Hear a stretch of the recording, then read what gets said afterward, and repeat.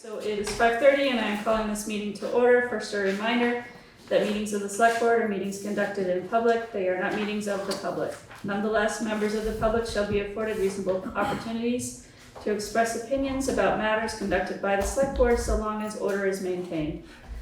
The rules for public comment are, at the conclusion of a select board discussion on an agenda item, but before any action is taken, there may be 10 minutes afforded to public comment.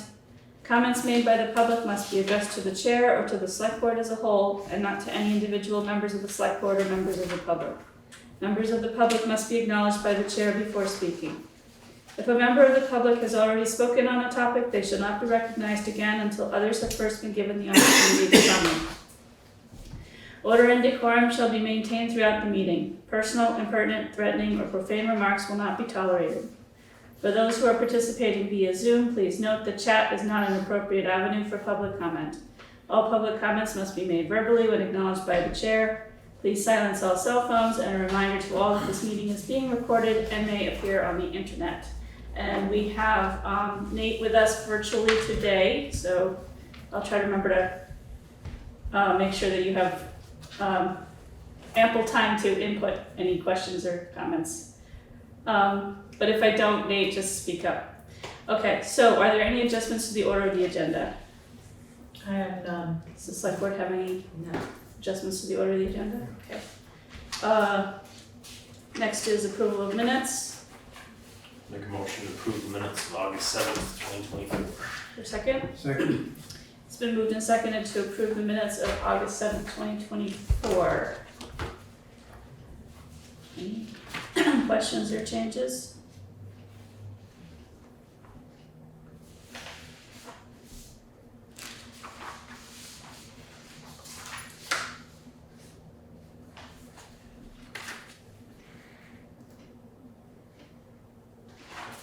No. Anybody? Nate, do you have any? Okay. Nope. All right.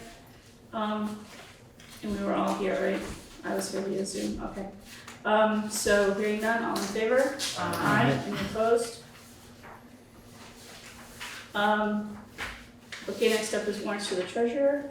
Make a motion to approve and execute the warrants to the treasurer upon completion of review. For a second. Second. It's been moved and seconded to approve and execute the warrants upon completion of review. Karen?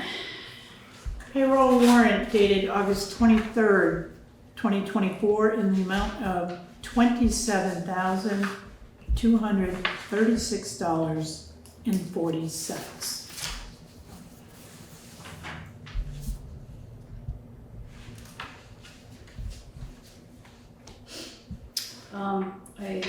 It looks fairly large, is that, We still have the pool. okay?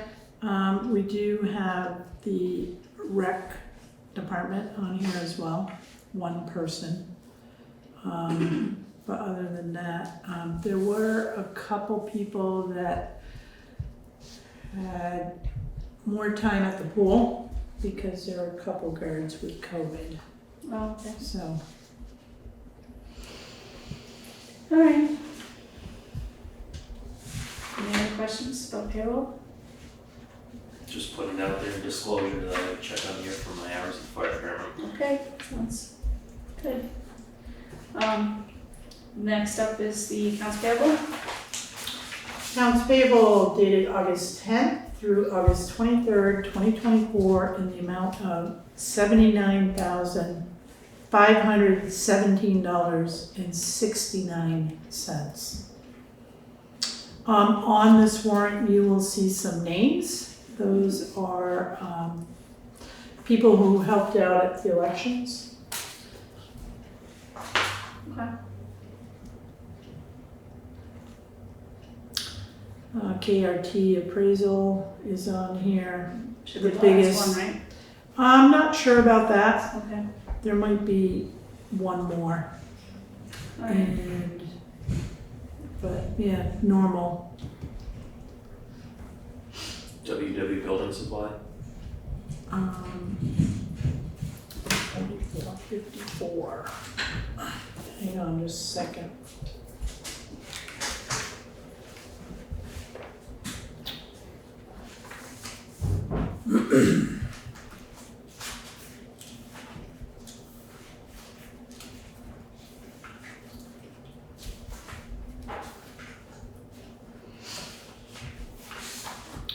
Culverts.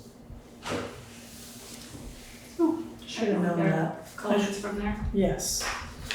Yeah, we bought 12 18 by 20 plastic culverts. Anybody else have any questions on the accounts payable? The sheriff's department, what period of time is that cover? What was your question? The sheriff's department, It's a monthly. it's a monthly? Yes. So in that, 9,000 is for sheriff's contract, and then the 535.25 is for animal control. Did we control any animals? Always.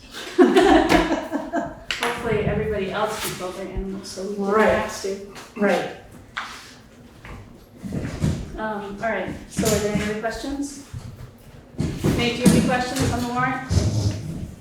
No? Deborah, do you need help? You're good? Okay. All right, so hearing none, all in favor? Aye. Any opposed? Cool. All right. Next up is public comment on items not on the agenda. Are there any public comments online? Any public comments in the room? I forgot to open it up to the select board first. Does anybody on the select board have anything they would like to say? All right. So moving right along to the town manager's report. So, town manager's report as of August 21st. Reminder, the pool is closing this Saturday, August 24th. The Veterans Memorial was power washed yesterday. It looks much better. Camoin Associates will be in town this week, tomorrow and Friday, working with focus groups. There is a schedule on the town website. This is for the housing needs assessment study, and I did send the schedule to the board. Yeah. So if anyone wants to participate in any particular focus group, they're welcome to join.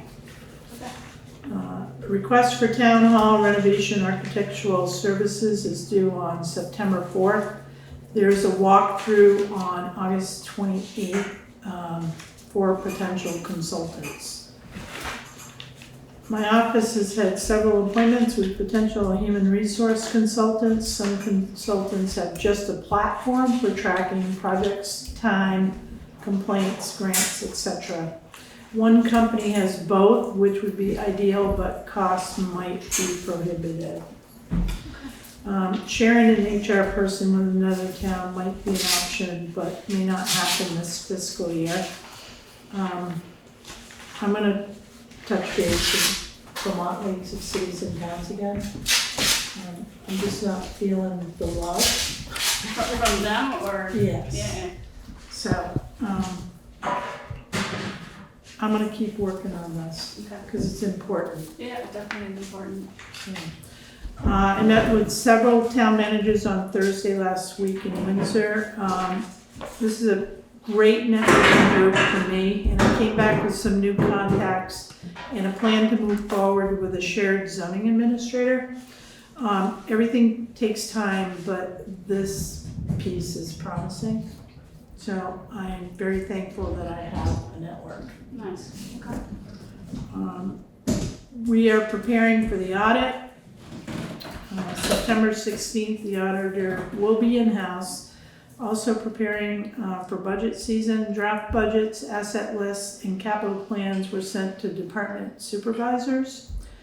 And currently, I will be reviewing the vendor contracts for expiration of services, because some requests for proposals will have to go out so we can stay competitive with pricing.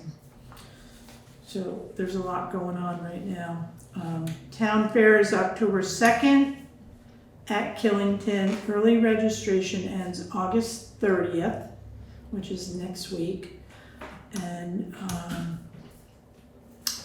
question, Peg, are you still interested?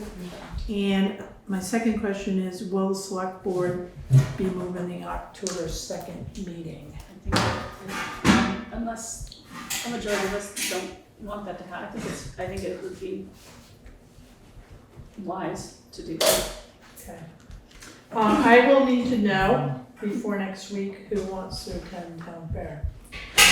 There is an agenda online. Yeah. And I'd will love be- to, I'm just not sure I can. Right, so I plan on closing town hall that day for my entire staff here to go. Because there's different tracks that everyone can benefit from. Mm-hmm. Thinking we have someone locked outside. Oh, locked? I don't know. No, I've been making noise.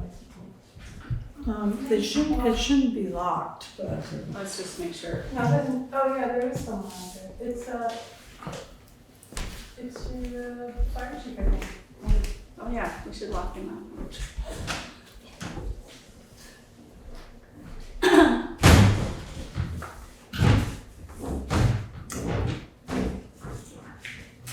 So do we have to make a motion to change this select board meeting? I thought it's on here. Is it on here? Yeah. Where? H. Oh, okay, yes.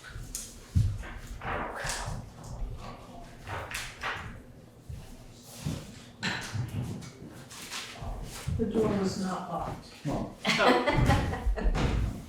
And it's Yeah, okay. coming in that he just door. didn't want to come in yet. How many times has it been coming in that? Hey, Hey, He wanted to make sure his phone was silenced. well, that's nice. Yes. Okay, sorry to interrupt. Okay. Town fair, I think we were talking about. Right, so just let me know. Okay. I'll get you signed up. And we'll go from there, and that's all I had. Okay. Anybody on the select board have any questions for the town manager's report? Anybody online? Nate, you're good? Okay. Anybody online have any questions or comments about the town manager's report? Anybody in the room?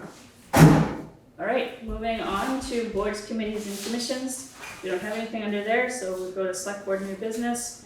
First item on the list is the Alice Holway Road Classification Determination, which is you, Deb. Is it my turn? Yes, it's your turn. Can I go over there so I can be closer to you? And you could get me on sure, camera. exactly. or not? I mean, I don't think it would there. What, and then this guy's been around. I had that job for 4 years in this room, you know. Okay. So, You want to pull up?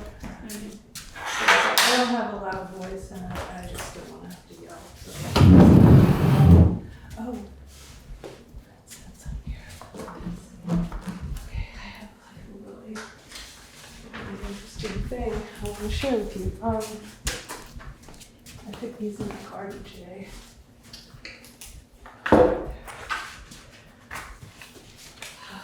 I am really nervous and you can tell I have a little tremor and it's in how nervous I am, so I apologize for having nerves. But nerves are good. So, first thing I guess I want to ask is, do you have any questions about this? And I wrote a little thing. I'm here tonight to find out if you've read my request and understand how important class road definition is to our community and Vermont roads. Thank you, Vermont, for these wonderful pieces of paper. I would like to ask you right away if you are leaning towards asking for the state to come in and define the road class due to the road usage and the more vehicles that are using these roads and their conduits to other towns. I believe the Class 2 state designation has not been challenged or requested since the exit in the co-op was changed to one way.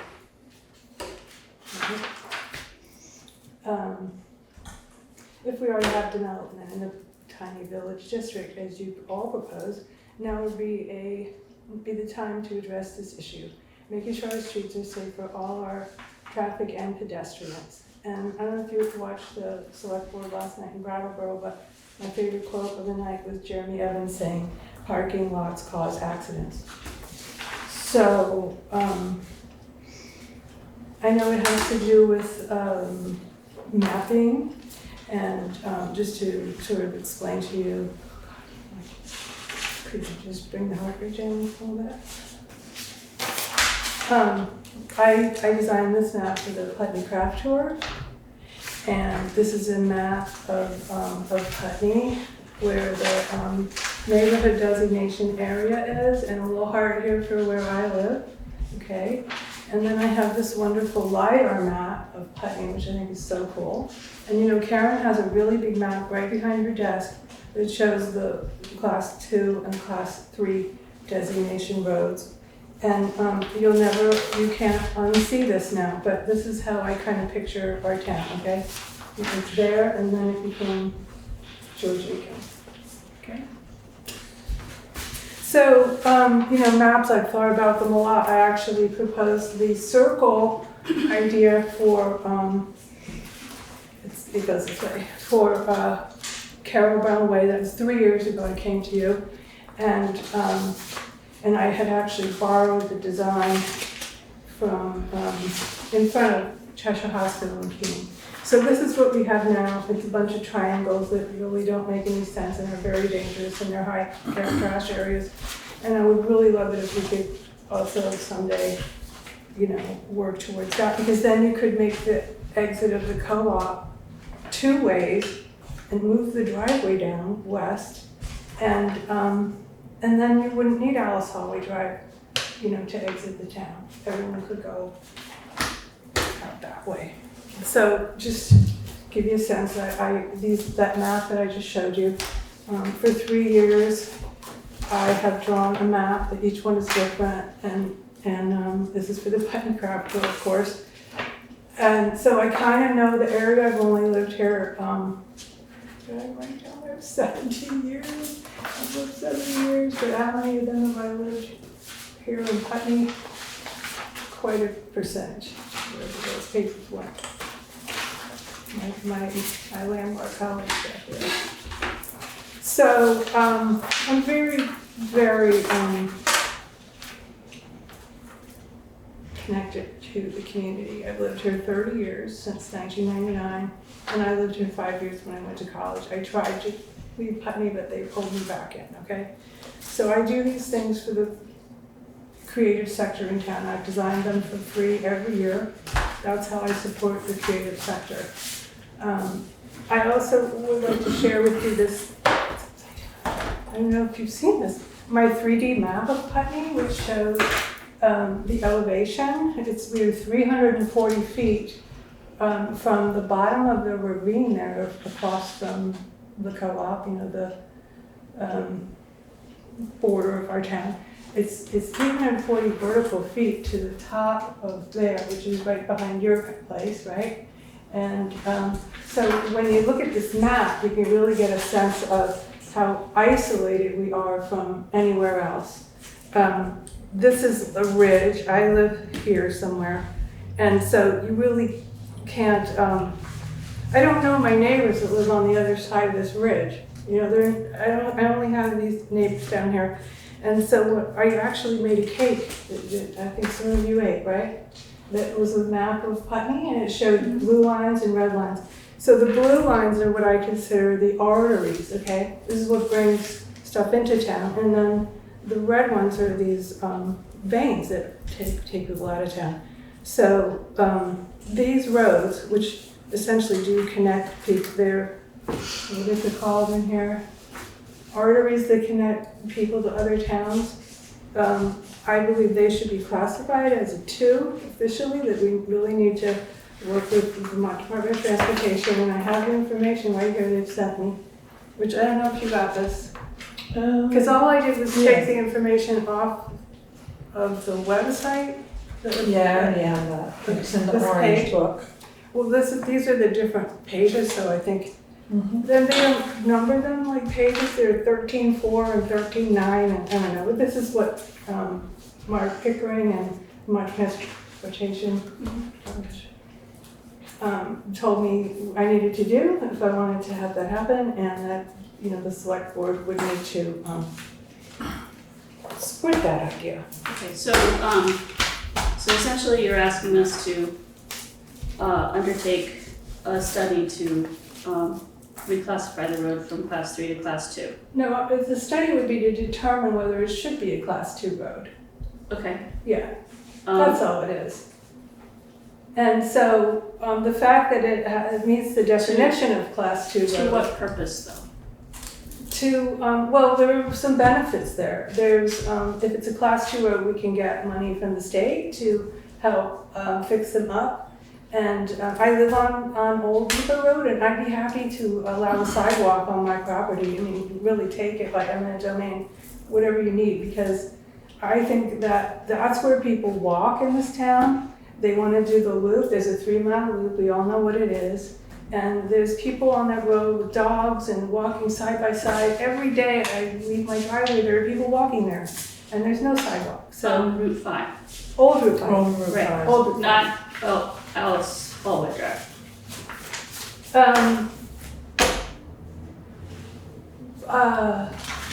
Well, Alice Holway Drive is a road that is a conduit to other towns. It's only 50 feet from Dummerston. You know what I'm saying? I mean, And I if we mean, build I don't it- use it that way, but so- I can't, I So agree. my concern about the permit, which has always been about safety, is that if you put 25 units there, that means you could possibly have 50 people, 75 people, because there's 2 apartment sets, you know, there's 2-bedroom apartments, and there's no place for those people to walk around on land. Everything's gonna be pavement, and they're gonna have a crosswalk, but we've been in court, you know, as you know, to determine the meaning of the word contiguous. And when the judge says merely because of the presence of a class 3 road, it kind of upset me, because I know the state has it designated as that, but you know, Pip Bannister, when he approved the permit, he called it a class 2. So if we don't even know what the class of the road is, it's like having a disease you don't have a test for. It's kind of like, It's a class 3 road, right? It is a class 3. You It may did. have just misspoken. well, the thing No. is, if he Hold on, knew, I'm asking Karen. So just for clarity, he wrote it down. Hold on. no, I wrote that, Okay. Deborah, Yeah. okay? Okay. I put class 2 in there when Okay. it's a class 3. I took the information from the Wyndham Regional Commission Okay. roadmap, Mhm. which they show it as a class 2. So there is a discrepancy. Okay, good. I will be accountable for what you're talking about in the findings of facts for Wyndham Windsor Housing Trust. But it is a class 3, Alice Holloway is a class 3. And just for clarity, we get money from the state of Vermont for our roads, including Alice Holloway. Yeah. In a class 3. Yeah. And most of our, The road in Hold front of on. the co-op. Deb, please don't interrupt. What were you saying? so most of our roads here in Putney are paid, we do get a supplement from the state. The only ones we don't are class 4 or a trail. But everything else, yes. Okay, so the information that was in this list shows a lot of information that I've gathered, which is the state, when they did their traffic study, and it's 800 cars a day. And then I also have information that came from the Putney Co-op about how many customers they have. You know, just cash register receipts, it doesn't include how many cars or people.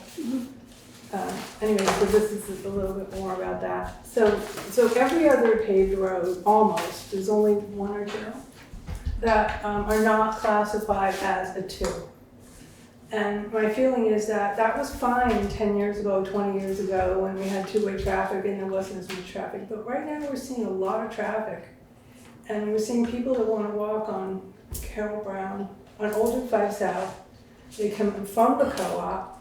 And I just feel like if we're going to build 25 units in the center of that circle, it means that there's a risk of not only people getting hit, but the people who hit them You know, they have to live with that they Okay, hit so somebody. I just, So I really think So we're talking about a development that's currently being litigated in court right now. Yes, And the major contention is the fact that it may or may not be contiguous with the lot, right? and whether or not And the presence class of a road- class 3 road. That's right. So you're looking at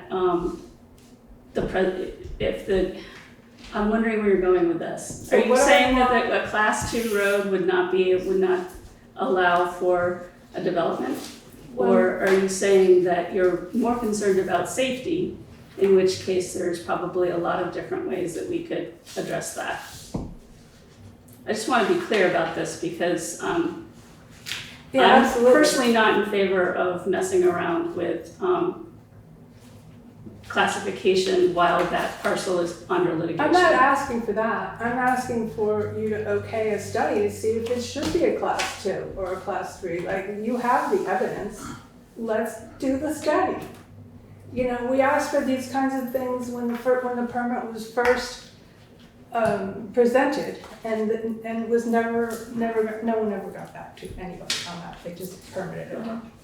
So, In regard to the litigation, the environmental court determined, what their holding was that it didn't matter whether they were contiguous. So the classification of the road was irrelevant. In the very first The one. Supreme Court appeal upheld that. Yep. So, and in fact, if you look at it, Putney Landings Mhm. and the Noise House are one development. Yeah. They don't have to be contiguous. Yeah, and I agree with that. That was the original litigation. The subsequent litigation is about a very specific part of the Act 250 exemptions, which the language in that exemption claims that it says that it's affordable. I can't remember the exact wording, but it's they can be exempt as affordable housing if they are on contiguous or multiple contiguous tracts of land. And so the entire lawsuit has come down to whether those two parcels are defined as contiguous or not, whether or not there's a road through them. So that's where the only reason it's coming. I'm still talking. So that's I'm just explaining the most recent litigation actually does hinge on the fact that there's a road between those two parcels. I hadn't looked at it, Act 250. Yeah. So, So the town, those lots do not meet at the center of the road. The town owns the road. So I guess I'm asking if a class 2 and a class 3 designation, you know, if we would be able to get, say, that what I call the obstacle course in front of the co-op, you know, like fixed, and come up with a better plan for how you handle traffic and people in there. And so I'm asking for this specifically because I want the citizens of the town and the visitors of the town to be safe. And there's been nothing done while it's been in litigation. And I might remind you that being in litigation means it's alive. We have a case, and there are issues, and there are some things we haven't even discussed yet. So I guess what I'm asking is if when the judge wrote in his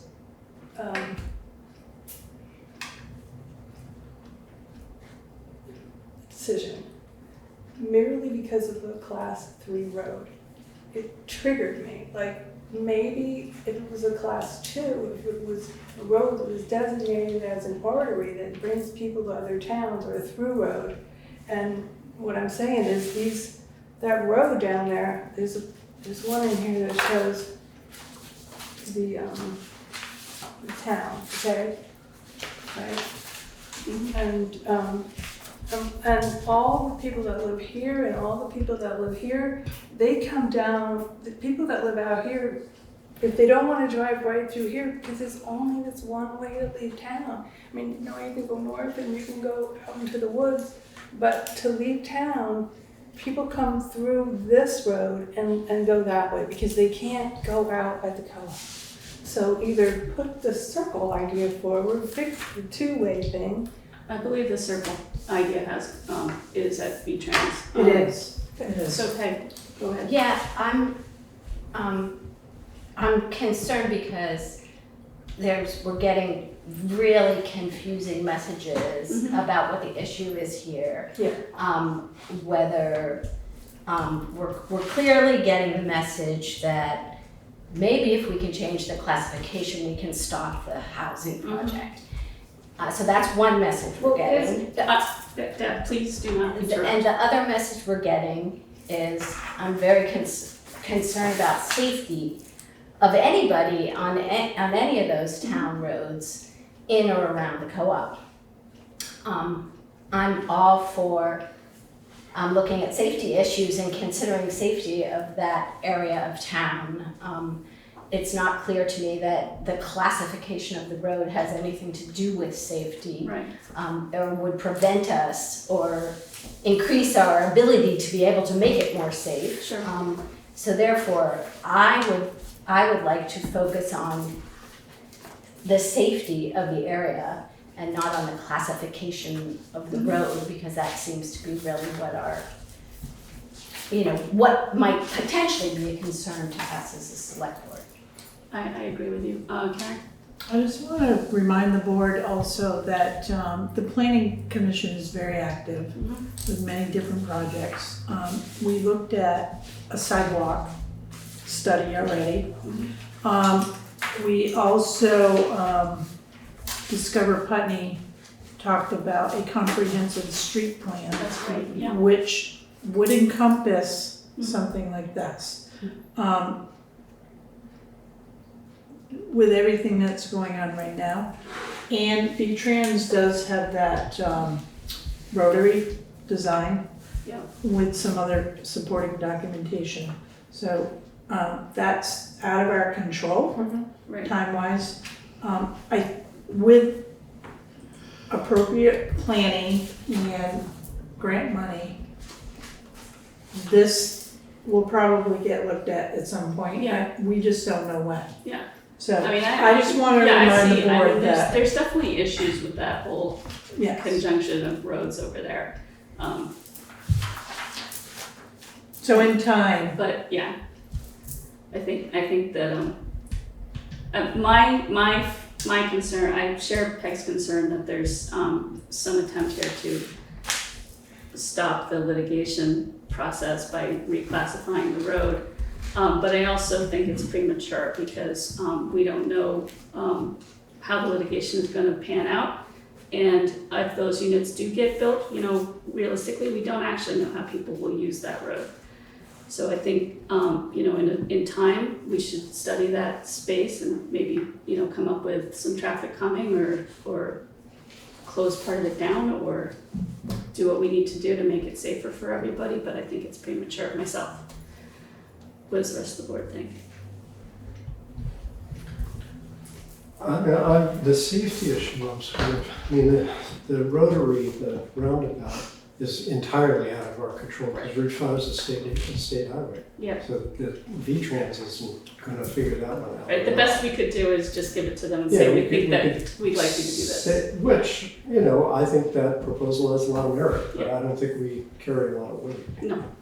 So, Carroll Brown Way has sidewalk along in front of the co-op up to Mike McKenzie's land, I guess, and then Christopher Arians.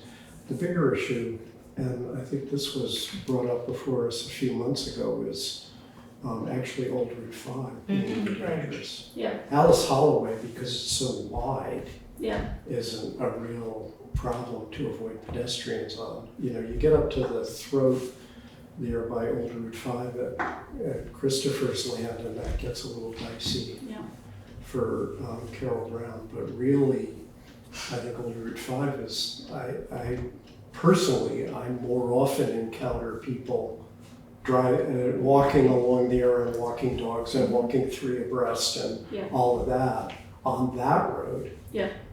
We did do a traffic study a few years ago, and I'm not sure, we did sort of left it at that. I'm not exactly sure why. It's in your report, ma'am. I gave you. we did one on Old Route 5 as well. You're Yeah. right, you're Yeah, but absolutely right. we did that, partially to, Yep. to study the issue, and then possibly put in some traffic calming, and I guess we never really got that far. No, it's still on the radar, So, but, Yeah, it was Kathy Bartlett, I think, who was in here, and she was just asking to lower the speed limit on Old Route Yeah. 5. Yeah, Because she just felt like people were going too fast. yeah, and that's a good point, Fletcher, because the speed limit can be reduced on We can do Alice that. Holloway, so, yeah. and that's the select board's purview to do that. okay. Yeah, we might set up a little speed trap or something. No, 10 miles an hour. there you go. Go ahead, Deb. Route 5 is 30 miles an hour through town. Old Route 5 South is 35 miles an hour, and so is Carol Brown and Alice Holway. Have you ever tried to go 35 miles an hour on Alice Holway Drive? I tried it once. I don't need to do it again. You can't. So, the 35 mile an hour speed limit on Old Route 5 South, which is, super narrow because Kathy Bartlett put that thing in there. It's very dangerous, and I'm just saying these 3 roads are roads that carry people in and out of town, and they all should be reclassified, and the only way, like the way it happens is you guys just have to tell V-Trans you want them to look at it. That's all you have to do is say, oh yeah, we're not asking you to do a job, just to say, okay, why don't we study these roads to see if they should be classified as a 2, because they're taking more traffic. Yeah, I mean, That's all. I'm not in favor of, studying Alice Holway Drive or Carol Brown Way in that manner. I am in favor of, and that's just me, I am in favor of continuing down the process of, either reducing the speed limit on Old Route 5 or doing that in conjunction with a stop sign or some other traffic calming, because that seems to be a real issue there. I also, agree, like I said before, that safety is an issue in those Alice Holway Drive and Carol Brown Way, but I don't see that, first of all, I don't see that there's any urgency to it, and I don't, I think it's premature to study that right now, since things are in flux. Well, aren't we already? You don't care about people's safety, okay. Aren't we already undertaking, aren't we already looking at the downtown? I mean, it's like you said, it's a planning commission. Aren't they already looking at this issue? Not at the moment, but I think it's on their radar. Right, it is on their radar. We're waiting for the next grant funding cycle, which will be in the fall. I'm also still not clear what the safety effect of changing the classification is. Yeah, that hasn't been explained to me either. Would you like to explain that, Deb? I probably would have to take a recess and come back. But I have often thought about the idea of just jettisoning Alice Holway Drive as well. If you could get an exit to the co-op, you could just jettison Alice Holway Drive, and then they could build their thing down there in the valley instead of having it with the driveway that comes out on a curve that you have to look more than 45 degrees in either way. And people are leaving the town. They're using that road to leave the co-op. So you don't see it, but I see it every day, and everyone takes that corner a little too close, and you're gonna add 25 cars, and I don't know how many people that are gonna come in and out, and the potential for an accident is great. That's just, what I've asked for a traffic study from the beginning. The day of the permit, when it was the meeting, February 15th, I asked for traffic study. I've asked for that even before that. It went into court with that, but that's not what I could get. That's not what would have anything to do with the permits. I'm not asking about the permit. I'm asking about the safety of our citizens and the visitors that come to our town that shop at the co-op, and then we'll have to leave that way to get back onto 91. Unless you want to send them all up Old Route 5 South, because, that's another option. Kathy Bartlett wanted it to go one way. you know, at one point, like make it go one way instead of two ways. So there's a lot of things, possibilities, and the traffic study is something that would happen for the road classification. Karen, wasn't there a traffic study done as part of the permit? No, it's not the same I thing. am still That's a talking, fact. please do not interrupt me. Okay. You're out of order. There was a traffic study for that project. I just want to add to that any type of study like this would require a professional engineer. Mhm. We are not those people. It's going to take time. And of course, safety is a priority for everyone in this room and in this community. All right, so what's the select board's feeling? Does anybody want to take this up at this point? Nate, do you have anything to say? Not really. I don't understand how changing the road classification would increase safety. I did hear some ideas that sounded good, like reducing the speed, but no. Okay. Anybody else have anything else? I think we should table it. Table it? Table it? All right. So we're gonna table, go ahead, I'm sorry, I didn't ask the public, Peter, go ahead. Hi, everybody. Thank you, Peter Paggi from Wyndham and Windsor Housing Trust. Just two items I wanted to either remind people if they were familiar or inform people if they were not familiar. The proposed development does propose sidewalks along the entire length of Alice Holway Drive with the full reveal curb from Route 5 all the way to Carroll Brown Way. And the traffic study completed for the zoning application also did recommend a decrease in the speed limit of Alice Holway Drive to 25 miles an hour. So that was supported by the traffic study done for the zoning permit. Thank you. Thank you. I want word to nice. 1/10 of a mile. Hun, you cannot speak out of order like that, and that was a threat. Are there any other comments online? Any comments in the room? All right, we're moving on to adopt municipal tax rate for 2024. So you've all voted to table it, is that good? Get out. Yeah, I love you too. Bye. Sorry about making all that noise. I think you guys didn't get harmed by that. I mean, those are the ways that you talk to people.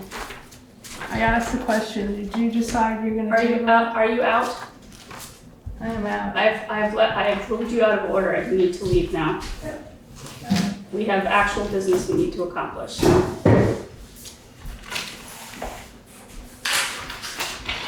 All right, so Okay, so in your moving on to packet, adopt the tax rate. in your packet is a spreadsheet along with the tax report for 2024.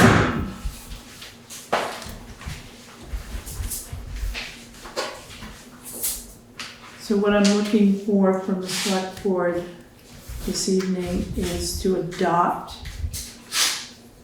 the 2024 tax rate of 0.7088 for municipal. That is just the municipal. Okay. The state education rate, which is also on the spreadsheet,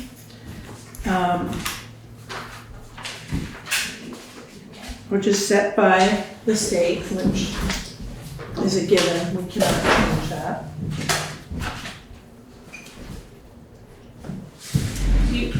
Do you know if they used the entire CLA to calculate that tax rate, or did they stop at one? So the CLA, according to the email that I received, was 110 point, what was it? I wanna say 79%? Okay, Yes. Last year's CLA was 82.87, which drove the reappraisal. So my understanding with the common model of appraisal is you wanna be right around 100. yes. If you're over, it's okay, but, so I think we have room here to, honestly, it's a good number. Yeah, but they also use the CLA to calculate the school tax rate. So I was Yes. wondering if you knew whether they used the entire 110 or whether they I can't stopped at answer, one. yeah, I can't All right. answer that question, Eileen, Okay. because the educational rate's hard enough to formulate. Well, either way, it's understand. good news for us because what Yeah. it does is it brings our tax rate down, so our education tax rate down. Yes, so the local municipal tax, went down by 0.2560, so 26 cents Where? basically. I'm looking, okay, I'm trying to see where that is, it's Yeah. right here, Yes. okay. So that's where we're at.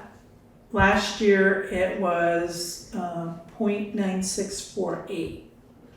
So it's quite a bit of difference. And the education rate also went down by almost that much, as you can see on the spreadsheet. So homestead is anyone living in the community. Non-homestead is somebody who has maybe a second home or, a business. Right, or any part of their house that's rental business. That is Yes. correct, which makes it a lower tax rate. So overall, the municipal and the education homestead tax rate for 2024 is $2.0643, Okay. or $2.06 per 100 of assessed value, and there's a formula for that too. And then the non-homestead municipal education rate is 1.9643. So I am comfortable at this point, based on our operating budgets, what needs to be raised in the revenue that we have coming in. And I also added in the extra voted articles that were done on the floor. Okay. So I'm comfortable with this rate, and if the select board adopts it tonight, which I do highly recommend you do that, because at some point we're gonna run out of money to pay the bills. Okay, so we're adopting the municipal tax rate, not, obviously the education comes from on high, so the only thing we need to do is adopt the municipal tax rate set at 0.7088 cents. That is correct. All right, does somebody want to make that motion? Second. Okay, it's been moved and seconded to adopt the municipal tax rate set at 0.7088 cents. Is there further discussion on the board? Other comments in the room? Any comments online about the municipal tax rate? Okay, hearing none. All in favor? Aye. Any opposed? All right. Thank you. Next is discussing the property tax bill due dates. So, this is because they're 6 weeks overdue now. The soonest you could get them out, looks like, would be 8/26, is that what you said? Which is Monday. Yeah, okay. And then the law requires 30 days to pay, so that brings the first payment date to September 27th. And normally, the next two payment dates would be November 15th and then February 21st.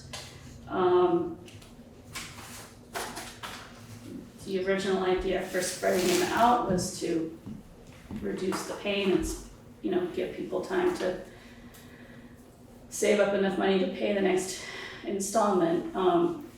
So Karen is suggesting, that if we want to do that, we make it just the second one, December 6th, and the second one, March 14th. The third one. The third one, Yeah. March 14th. How does the select board feel? So I tried to do the 6-week, but it's gonna push you into the holidays with Christmas and Yeah, then April would be almost income tax if somebody owes Right. to the IRS. So you can keep the original dates for November and February, but I wouldn't push them out any further than 3 weeks. okay. It's gonna be hard and challenging for some people, as it is. I think having the first payment due on September 27th and then the second one November 15th doesn't give people a lot of time. No, it doesn't.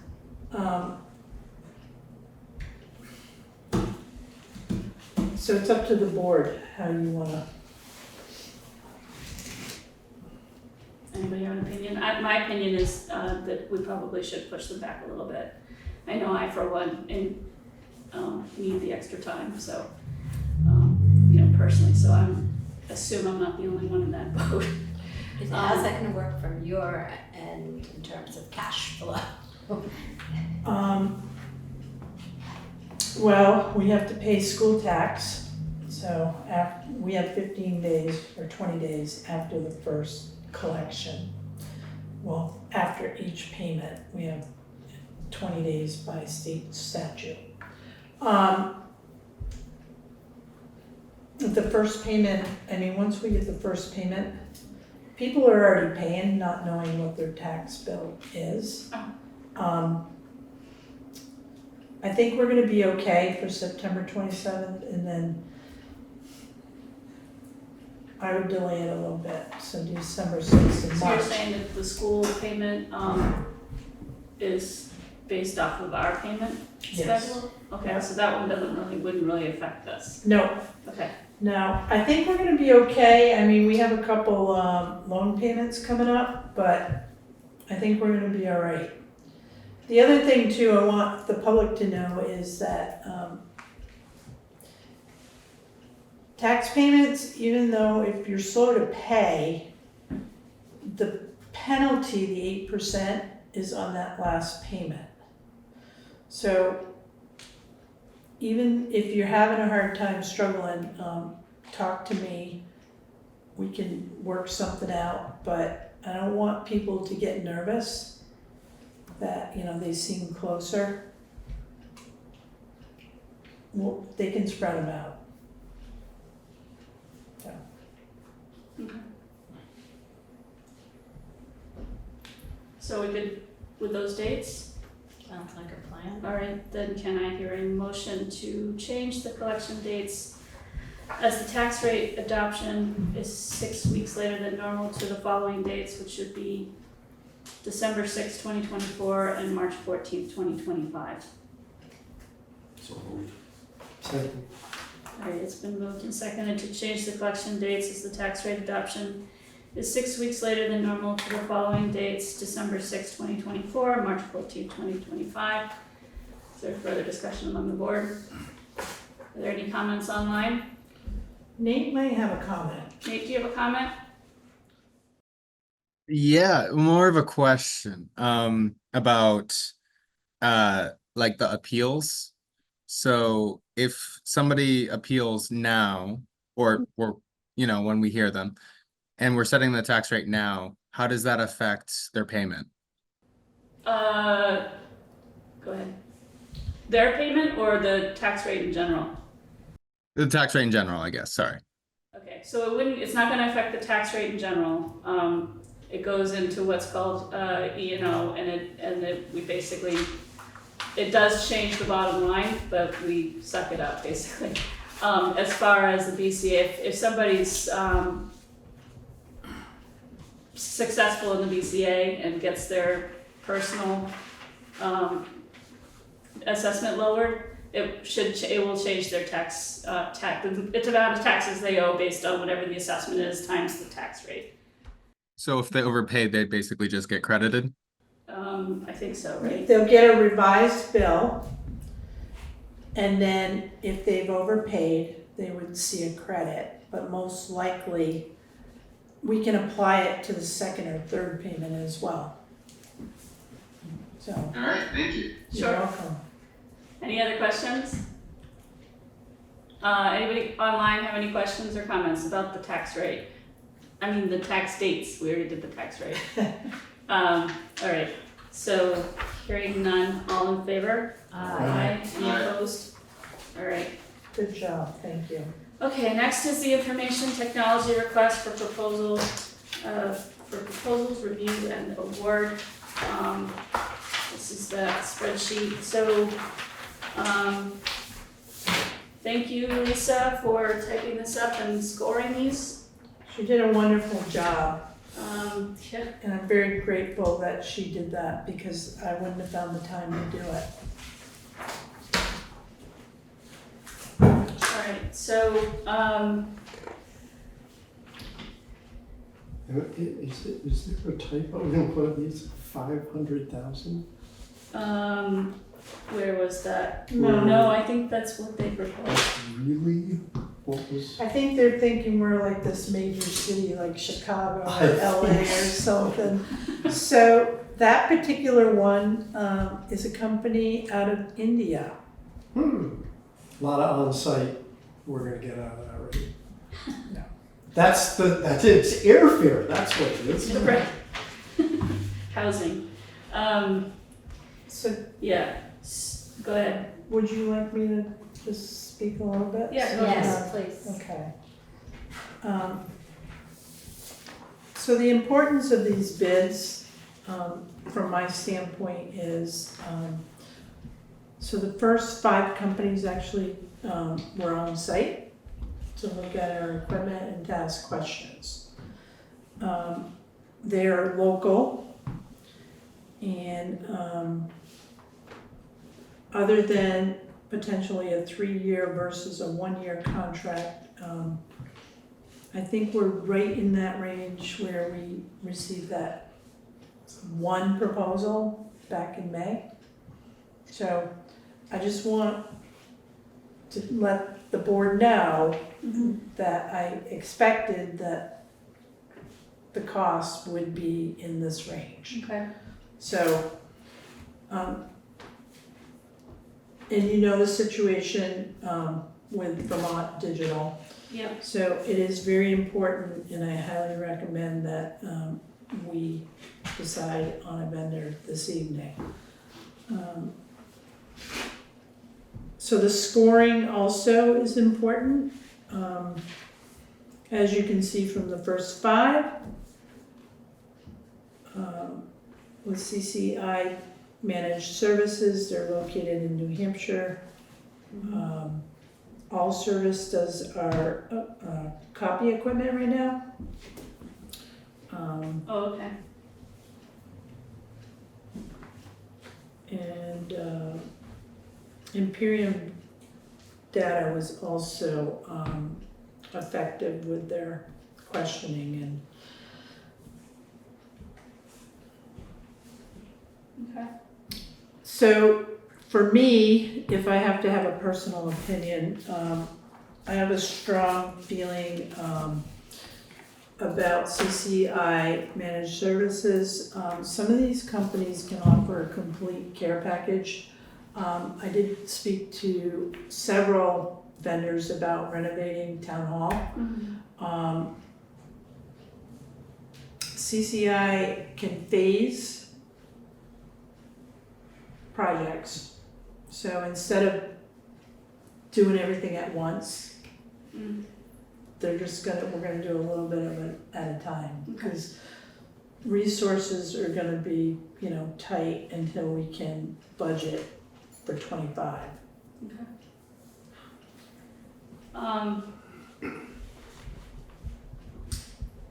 So your recommendation is CCI? Yeah, I have a strong, I'm leaning towards CCI. I mean, I know that they, have a contract with, Brattleboro, so they also have a contract with, Sullivan County, New Hampshire, so they are very well versed in government services. And, you know, as far as, personally, I've had good experience with their tech support, so, I'm happy with that. The only other one I know on this list is SimQuest, and I worked with them, back in Keene, with an insurance company. I don't know how much experience they have with municipal services. I just, threw that name out there just because we weren't getting any, bites. So, so the other ones I don't know as well. Go ahead. Do we have reviews of these other, I mean, references or some way of looking at how other people have reviewed them who are using them? I'm sure in their proposal, there are references. Does anybody look them? Yeah, I can hand some out to you and you can make some phone calls. Do you want Is that something, is that where you're headed with it? Well, references are different than reviews, right? And I don't know how one reviews companies like Right. this. This has been a difficult process. Yeah. Especially when you can't speak the language. I know what we have Right. Yeah, and I mean, I just mentioned two different municipal or Right. government agencies that use CCI, and I happen to know that they've, you know, done an adequate, if not a superb job with both of them. Yeah. They're not paying me to say that.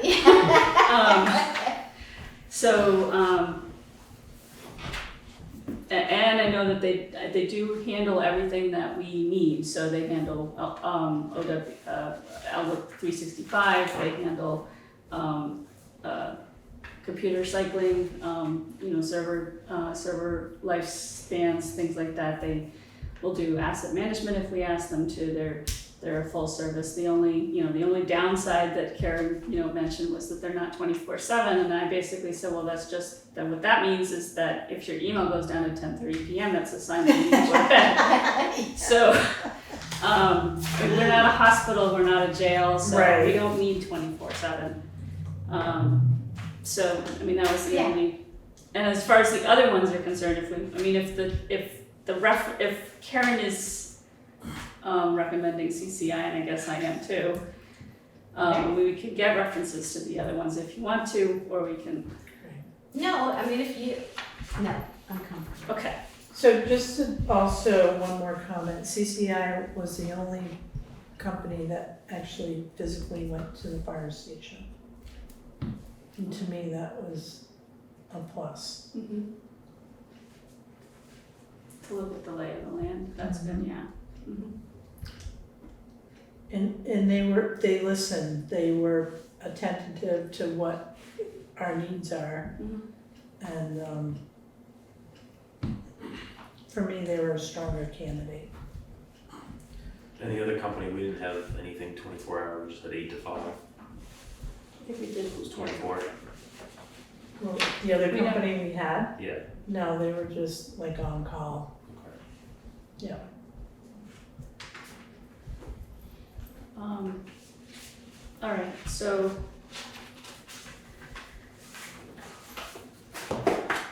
Can I hear a motion? I'll make a motion that we, go ahead.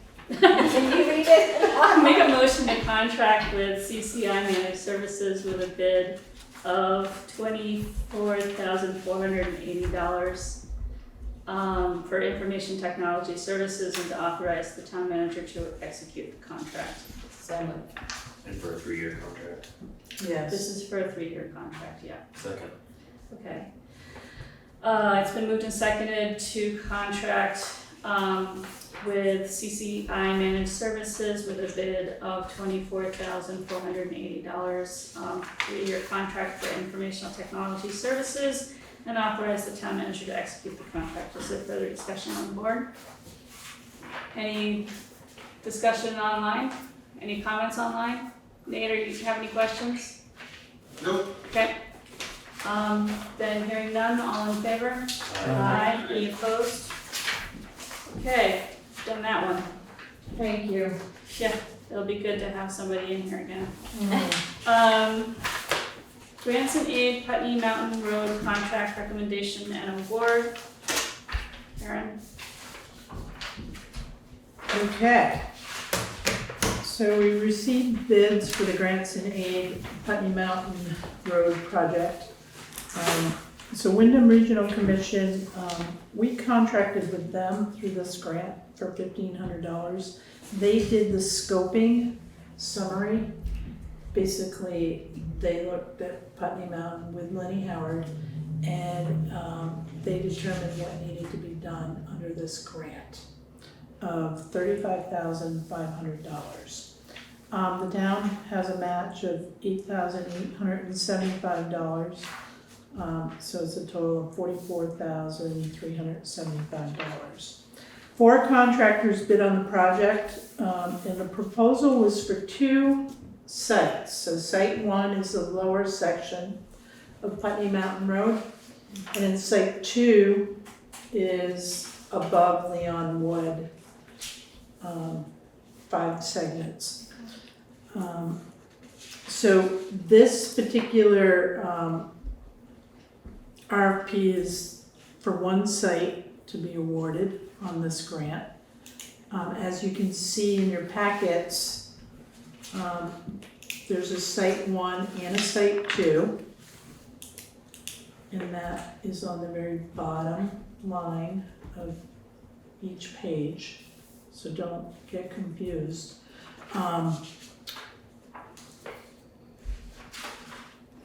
And the lower part of Putney Mountain Road requires the most work.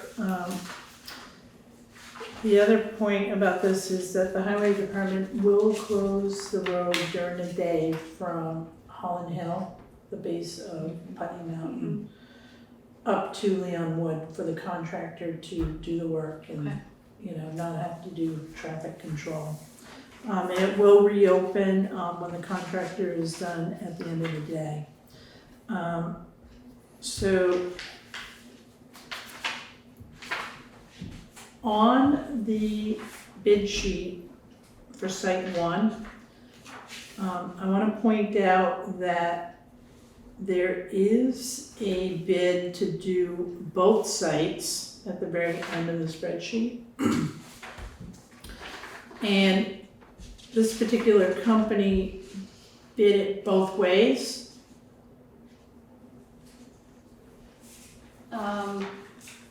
What does that mean? So, are you looking at total Yeah. bid site 1? So Yeah. Bill Harlow and Sons Excavating, he bid site 1 and 2 together. Okay, so the pricing on the one that says site 1 is for both, for him. So Bill Last one. Harlow's and Sons Excavating is $36,500 for site 1. Oh, that, okay. Don't be confused You here, guys, site 1. because I need to explain this so you Sorry, all go ahead, understand. And then Bill Harlow and Sons for both sites, Okay. a bid price of $42,500. As you can see on this bid sheet, there is a range.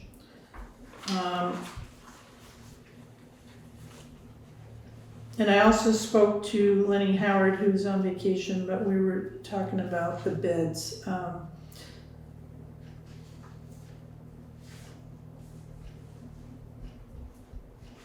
The bid for both sites would require the town to supply the material from our pet. Culverts and material. Well, material, probably Right, culverts culverts too. too, because they're part of the project. Yeah, we just bought 12, so I'm sure we have them. Okay. But But none of the other contractors had a chance to bid it that way, is that right? Or it wasn't? I wouldn't say had a chance, I mean, they They could just have. assumed that. I think this particular contractor was thinking outside of the box and threw this in. So, but the RFP did not specify, it just laid out what needed to be done. Okay. So it had site 1 and it had site 2. Keep in mind that the grant is, for a certain amount as well. I'm confused. Sure. I'm looking at the Harlow and Sons on site 1, Mm-hmm. and I'm seeing 65,500. And I'm looking at Harlow and Sons for site 2, and I'm seeing 28,000. So does that mean if they, and neither of those two talk about town supplied materials and labor, and so I feel I'm a little confused about apples and oranges and pineapples. Well, it's okay. So like is Harlow and Sons willing to do it without town Yes, supply at 36,500 for just site 1, yes, and they're willing to and able to do it for 28,000 that's site for 2. site 2. Yes, And so that's really like a completely doing them combined and using town materials is a completely different proposal. right. So if you take this, Yes, we need to take this you take that off, off. and these contractors are gonna supply labor. Yep. They're gonna supply all the materials, Okay. okay? So if you just take that last one off, Peg, you I can got do it. that. Now, I got it. So Yep, basically, what we would be saving, if we went with Harlow and Son for both projects, it's the difference between 64,500, which is what they would charge us if they did both projects and did all the materials, right? And 42,500, so basically it's the difference of $22,000. Wow. Right? Right? Isn't it? All right, so before we go too far with the math, my recommendation is to award one site, okay? Because the grant is for 35,500. Gotcha. So that's Okay. as far as we want to go. Yes, plus we have to have a match of $8,875. Okay, So so that can be in kind, They right? can be in kind, yes. So if we are talking, so basically you're saying we only should be looking at site 1. Site 1 is the one that needs, That's the most bang for a buck, or the most work that needs to be done. It Is that is, the one that 'cause- needs more work? yes, Or yes. the one that needs work faster? Sooner? Yes, it's the one that's, it needs more work and it's, We're on a time crunch, and it's gonna be easy for the contractor to have that part of the road shut down, the upper part they can't shut down. right. And so also none of them specified that they could finish it by 9:30. They can. They all can? Okay. Well, I talked to There's the two, three of them that do. I talked to the two low, They're used to finish in accordance with the. Not specified. See, alright. so I spoke to, Just looking at the same Alright, thing, okay. I spoke to Frank Harlow Trucking, who was in the room. I also talked to Bill Harlow and Sons. They have guaranteed that they can do the work and get it done before 9:30. Okay. Do you have a recommendation? Um, Which one? Yeah, so, well, the recommendation comes from the highway superintendent to award to the low bidder. And that would be, Frank Frank Harlow Harlow's, okay. Trucking and Excavating. at $31,074.40. And this is site one. Just site one only, alright, so, how does the select board feel about that? I just have some questions. What does it mean that the bid was not signed and dated by a company official? Probably it just wasn't. They come in different versions. Let me just see. All of these companies are registered with the state, by the way, so I don't have an issue with any one of these companies on this list. Okay, I'm just trying to understand what we're looking at here. And they've provided their certificate of insurances, which is like mandatory to work with the town.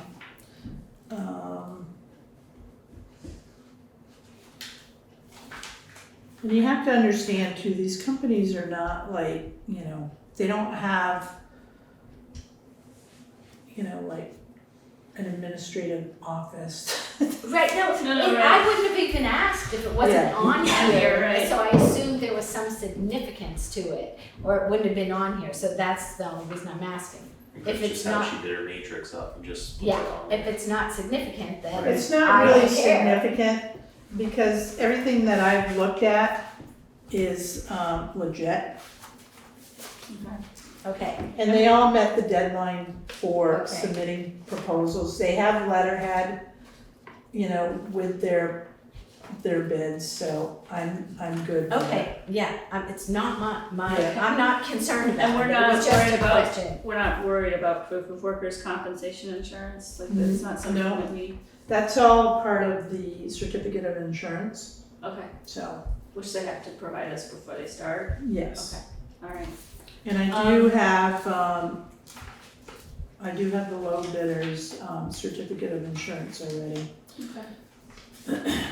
So, again, just so that I understand, Mhm. for future reference, so are you saying that the fact that we don't have proof of workers' compensation insurance in hand doesn't mean that they don't have, That is correct. that they have to have workers' comp as part of their general liability insurance? Is that, Yes. so again, it's kind of a question that Maybe it doesn't shouldn't really have, give us shouldn't that have much. been on the Yeah, matrix, it okay. doesn't give me that much, it confuses me. Yeah. Okay, that answers my question. Okay. It sounds like you had questions there. No, I was just gonna make a motion. Okay, make a motion. I'll make a Sounds good. motion to accept Frank Harlow Trucking and Excavating bid of $31,074.40 for site one for project completion by 9/30/24. Second.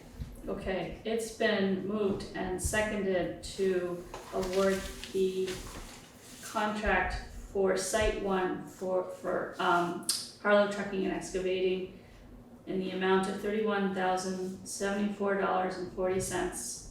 And we need to authorize the town manager to execute the contract, so friendly amendment. Yes? Yes, a friendly amendment. Any further discussion on the board? Nate, you good? All good. Okay. Anybody online have any comments? Any comments in the room? All right, hearing none, all in favor? Aye. Any opposed? All right. Okay, next is the Selectboard Vermont 250th Anniversary Resolution. So in your packet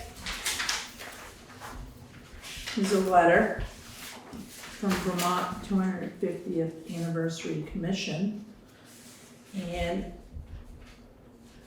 a draft resolution.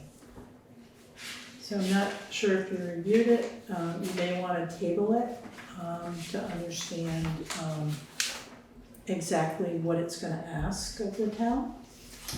Should we read it into the record, the resolution?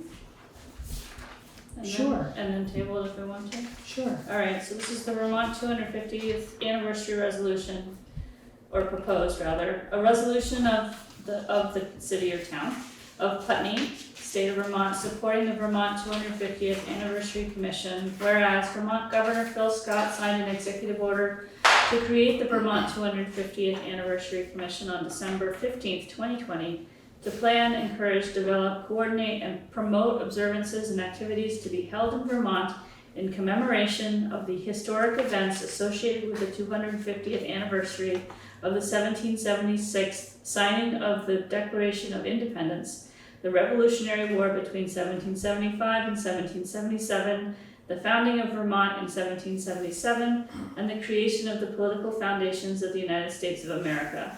Whereas the Vermont 250th Anniversary Commission hopes to engage all 252 cities and towns through their many programs, projects, and events over the next several years, thereby inspiring future leaders and celebrating Vermonters' contributions to the nation over the last 250 years.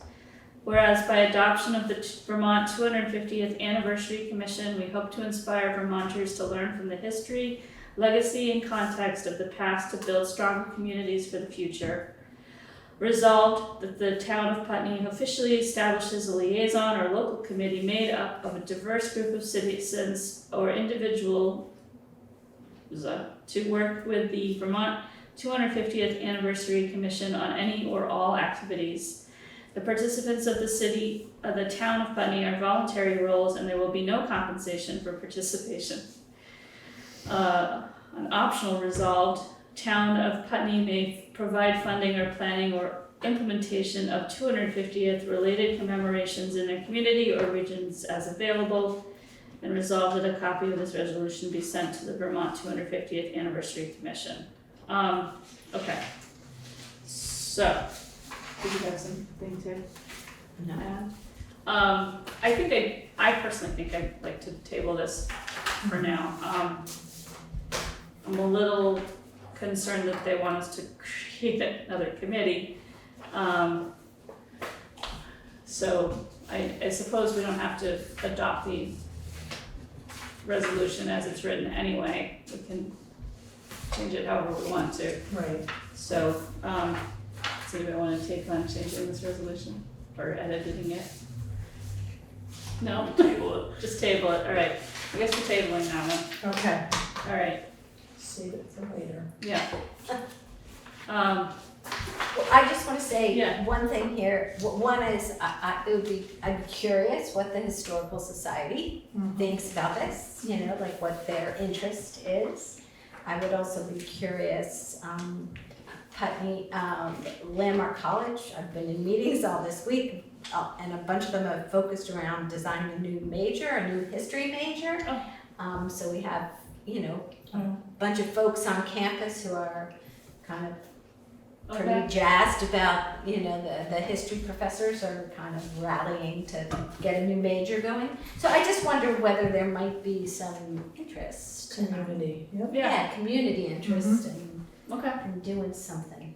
I know Westminster is already the Westminster Historical Society is already working on some ceremonies around the massacre in particular. And we might want to join forces with them or Historical Society, bearing in mind, however, that Brattleboro was known to be a hotbed of Tory sympathies, and I'm not sure between Westminster and Brattleboro where Putney came out. Where we at. Okay. So anyways, I'll talk to, All right, I'll make some inquiries And and maybe see if you can anybody. talk I'll to send Lisa. it to Lisa, Lisa. yeah. And just see if there's See if any. They can talk about it. and Yeah. see. Okay, All right. that sounds good. Okay, so the next thing is the Remembrance flag request to purchase, which is you, Karen. So in your packets, there's a statute, Title I, Chapter 11, specifically page 2, 496E, Honor and Remember Flag. So I'm requesting that the select board consider purchasing 2 Honor and Remember flags, one for Town Hall, one for the fire station. They would be 2 by 3 per our flag policy. So the Veterans Memorial in front of Town Hall is a reminder of our fallen community members who served our country. The Honor and Remember flag is a symbol of those names on the memorial and a remembrance of those people who served on active duty. The state is coming up with a policy for this particular flag. So I'm not sure when it's gonna be flown, but once the policy is out, then we will have directive from the state. So I'm not sure if it'll be like Memorial Day or Veterans Day or however the state wants to do it. But the state does have the flags and, municipalities can fly them as well, per this So the state. state would give them to us for free. No. But I'm requesting to, for the town of Putney. Okay. Could I ask a somewhat tangential question? Who's listed on the memorial? I mean, are those people who were born in Putney or people who lived in Putney or? I think born and lived in Putney, but there's quite a few names out there, and there's certain symbols next to the names, and some have purple hearts, and it tells you what service they were in. It's an extensive memorial. Who runs that memorial? We have it, the town has it. We have it now. So the Historical So was- Society was There handling was- it. Okay, because there was, to Fletcher's point, there was a specific policy about how your name got put on there, and I. It goes through the town clerk, Okay, and I believe you had to be born and living in Putney in order to be on that memorial. I do have it, I think it's in my Veterans Memorial folder. So it's not very long, but I can send you a copy, Okay. so. any other questions on the floor? Nate, do you have any questions? When you send, will you send me a copy too? Sure. I'm just curious, it's a really interesting question. Yeah. I'm It's just something that curious. all of us, Yeah. so. I remember it coming up before, and I just couldn't remember who answered the question. Yeah. Or what the answer was.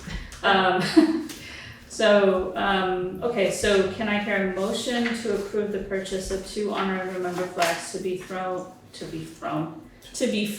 as directed by the state flag policy? So moved. Second.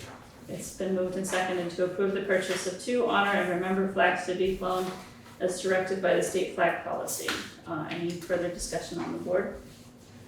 Any discussion online? Nate, do you have any questions?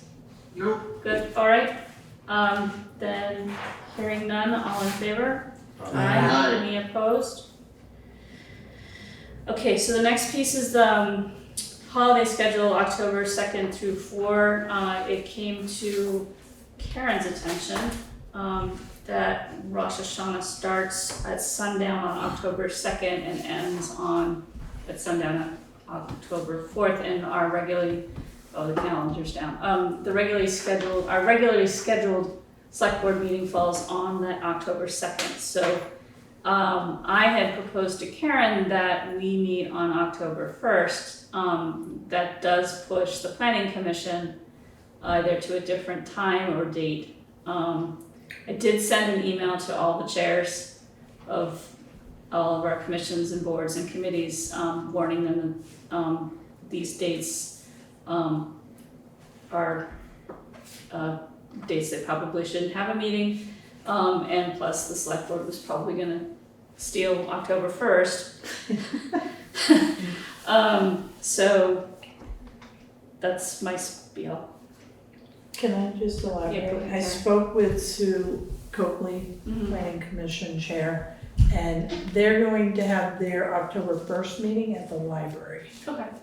So October 1st is open for town hall. Great. Okay, I totally support switching our select board meeting Okay, to and- October 1st. and October 1st works for everybody, as far as we're aware. Does that work for you, Nate? Okay. All right, so can I hear a motion to move our regularly scheduled October 2nd meeting to October 1st? So moved. Second. It's been moved and seconded to move our regularly scheduled October 2nd meeting to October 1st. Any other discussion among the board? Any comments online, questions online? Okay, hearing none, all in favor? Aye. Any opposed? Okay. The next is the controlling the use of alcoholic beverages on town property ordinance. I think I mentioned last time that I ended up not doing very much with this, because it was basically, if it's not broke, don't, fix it. So the basic things that I changed was Board of Selectmen to Select Board, and there was one mention, I think it said his possession, and I changed that to their. I think do we still have to have hearings even if we're not doing substantial changes to readopt it, Karen, or? I will ask the question. It is an ordinance, so technically. Technically, we have to have, it's Yeah. fine, we can set up some hearings in the next couple of. Well, I can't imagine, really, we have to have a hearing Well, it because we was- changed the words, the pronoun? Well, we're readopting it, the last time we adopted this was 1978, so it wouldn't hurt to have some public hearings, it's okay. Even more than one public hearing? Well, in order to adopt, I think we have to have two, right? Or just one? Probably just one on this one, 'cause unless there's like contention. Changes, yeah. Did you have? I ended up scratching at this a little, Okay. particularly since the reference that it starts out with is from an act of 1959.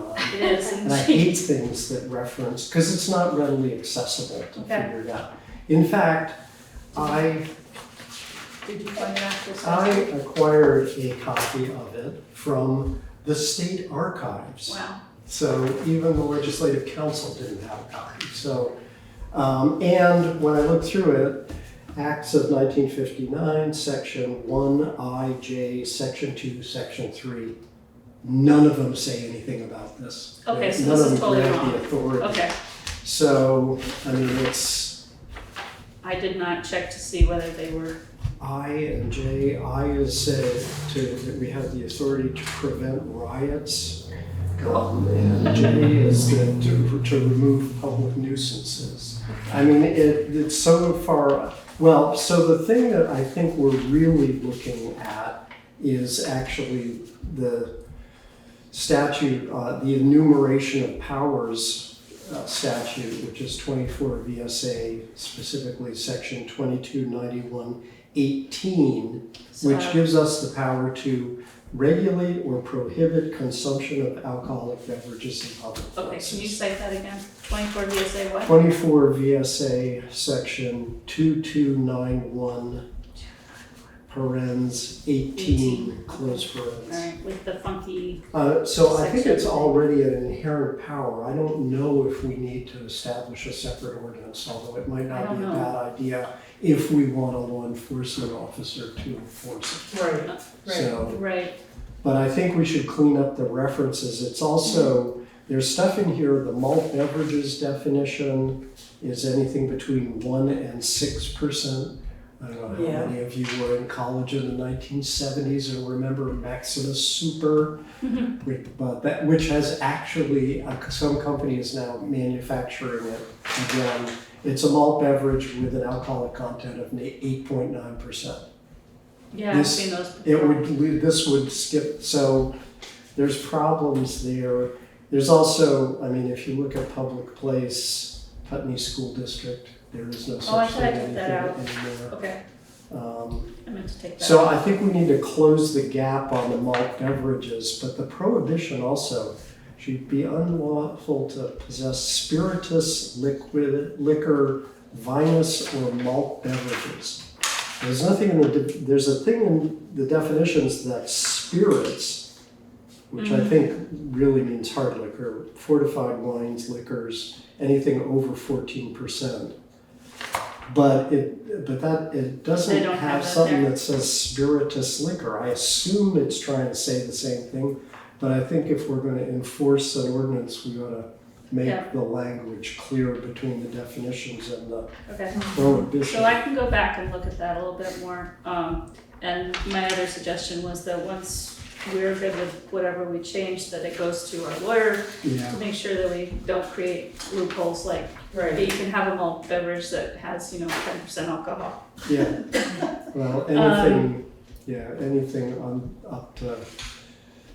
I mean, I don't know if we have to even say what Over the We don't have to percentage say is, up right? to anything. So I mean, anything. I've found one out of Scotland which says it's a beer, but it's got like 60% alcohol. Yeah, I've seen I'm those like- before. Yeah. So I'm not sure that us limiting ourselves to percentages is productive. Well, at least not upper percentages. Yeah. We gotta- Lower we Lower gotta cover the percentages waterfront. maybe, but, all right. So Okay, a so. little more tweaking. Okay, so I can take this back and thanks for pointing those out. And if there's other things that you notice along your travels, just send them on my way and I'll put them in here. And then we can, oh my gosh. Somebody do a burnout? What is that?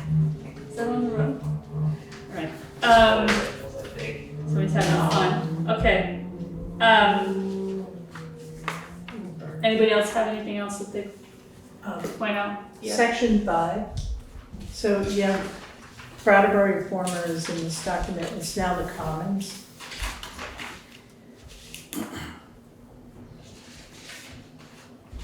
Where is that? Section 5, publication and effective date. Oh, right, okay. Because we changed our.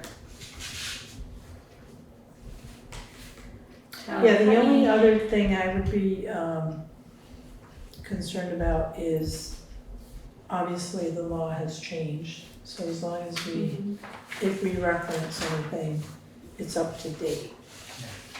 But that was my thought in sending it to Larry, Later, although we yeah. could also do VLCT review if we think that they're more up to date on that kind of thing. I mean, the first thing I did was. before I send it over. Okay, because I contacted VLCT and they're like, we don't have a template, go talk to other towns. Okay, fine. Yeah, So, and that's where I found out that yeah. everybody adopted it in 1978. So, same one. So, Well, we can ask questions at our ordinance training, Karen. Yes, we can. okay. Very All right, good for so I'll take that back. And make some of those changes and bring it back to us, and then we'll send it on to Larry or somebody, and then we can talk about setting up some hearings. Okay. All right. Any other comments about the alcohol policy online? No? Okay. Select board old business, we don't have anything under that. Select board reports, we have cannabis control board process and procedure, that's got your name on it, Nate? Yeah, nothing new to report. Okay, select board operating principles, review and comment, Fletcher? Yeah, B and C are still up in the air. I need some more material that Karen's going to rustle up for me. But Okay. And again, I don't know why mine's the only one on here with the Alternative Transportation Advisory Committee, but I have not touched that. What? Has anybody else touched theirs? Okay, so I'm not alone. All right. Do we need an executive session? Karen? Okay. So our next meeting date is September 4th, 2024. Can I hear a motion to adjourn? Motion adjourned. okay. All in favor? Aye. Bye. Any opposed? All right, thank you, everyone. Thank you. Yeah.